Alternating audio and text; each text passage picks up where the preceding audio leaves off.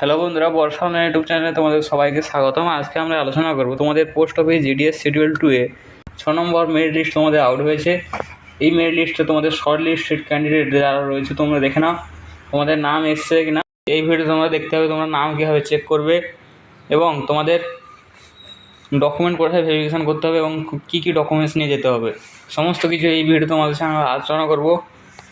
বেশি দেরি না করে চলো শুরু করা। যারা ভিডিওতে নতুন তারা ভিডিওর পাশে থাকা বেল আইকন বাজিয়ে অল নোটিফিকেশান অন করে দিতে, যাতে কোনো রকম ভিডিও এই চ্যানেলে পাবলিশ করলে তোমাদের কাছে সবার আগে পৌঁছে যায়। সবার প্রথমে তোমাদের চেক করার জন্য post office GDS official website, সেই অফিসিয়াল ওয়েবসাইটে আসতে হবে। অফিসিয়াল ওয়েবসাইটে এসে তোমাদের সামনে এরকম একটা পেজ ওপেন হয়ে যাবে। এখানে তোমরা পোস্ট অফিস জিডিএস 2 শিডিউল 2 এ যে লেখা আছে এখানে তোমরা ক্লিক করবে। ক্লিক করার সঙ্গে সঙ্গে তোমরা তোমাদের স্টেটটা সিলেক্ট করে নেবে। স্টেটটা সিলেক্ট করে নেওয়ার পর আমরা যেহেতু ওয়েস্ট বেঙ্গল থেকে বিলং করি, তাই ওয়েস্ট বেঙ্গল সিলেক্ট করে নেওয়ার পর এখান থেকে সাপ্লিমেন্টারি লিস্ট 6 এটা সিলেক্ট করে নেবে।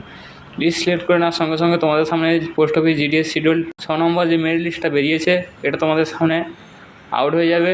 এখানে তোমাদের লেখা আছে Gramin Dak Sevak online engagement schedule 2 July 2023 West Bengal circle list 6।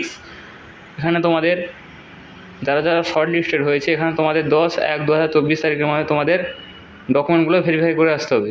তোমাদের যে হেড অফিস রয়েছে সেই হেড অফিসে গিয়ে তোমাদের ডকুমেন্টসগুলো ভেরিফাই করে নিয়ে আসতে হবে। এখানে তোমাদের ডিভিশনের নাম দেওয়া রয়েছে, কোন ডিভিশনে তোমরা অ্যাপ্লাই করেছিলে, এবং এখানে তোমাদের অফিস নেমও এখানে উল্লেখ করা রয়েছে এবং তোমার যে পোস্টে পোস্টিং হয়েছে সেই পোস্টটা এখানে উল্লেখ করা রয়েছে এবং তোমাদের রেজিস্ট্রেশন নাম্বার দেওয়া রয়েছে, কাট অফ কত মার্ক গেছে দেওয়া রয়েছে এবং সব শেষে যেটা রয়েছে document to be verified with. এখানে যে সমস্ত ইনস্টিটিউটের নাম দেওয়া রয়েছে এই সমস্ত ইনস্টিটিউটে গিয়ে তোমাদের ডকুমেন্টসগুলো কিন্তু ভেরিফিকেশান করে নিয়ে আসতে হবে। যদি তোমরা ডকুমেন্ট ভেরিফিকেশান করতে না যাও তাহলে তোমাদের নামটা কিন্তু পরবর্তীকালে কাটা যেতে পারে। তোমরা এই যে হেড অফিসগুলো রয়েছে এই হেড অফিসে গিয়ে তোমরা তোমাদের ডকুমেন্টস যা রয়েছে সেগুলো তোমরা ভেরিফিকেশান করে নিয়ে আসতে হবে। কী কী ডকুমেন্টস লাগবে আমি বলে দেবো একটু পরে।